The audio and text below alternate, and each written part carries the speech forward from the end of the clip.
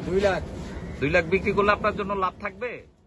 রাজধানীর বিভিন্ন হাটে আসতে শুরু করেছে কোরবানির পশু। দেশের বিভিন্ন এলাকা থেকে ব্যাপারীরা কোরবানির পশু নিয়ে রাজধানীর বিভিন্ন হাটে অবস্থান নিচ্ছেন। তারা বলছেন, গত বছরের তুলনায় এবার গরুর দাম বেশি থাকবে। সাধারণত ওজনের ভিত্তিতে দাম ধরা হয়। সেই হিসেবে এবার প্রতি মণ মাংসের দাম পড়বে ৩৫ থেকে ৪০ হাজার টাকা। এছাড়া গোখাদ্যের বাড়তি দামও প্রভাব ফেলবে।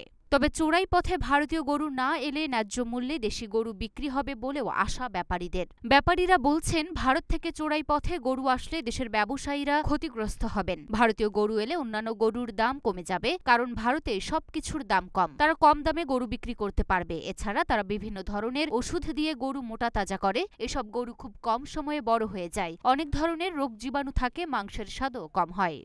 সবকিছুরই দাম বেড়েছে, যেহেতু গরুর খাবারের দাম বেড়েছে, মাংসের দামও আছে ভালো।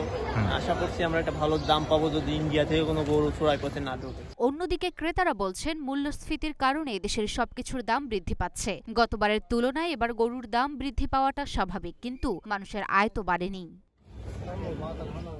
Luna Afroz Nipa, Dhaka post.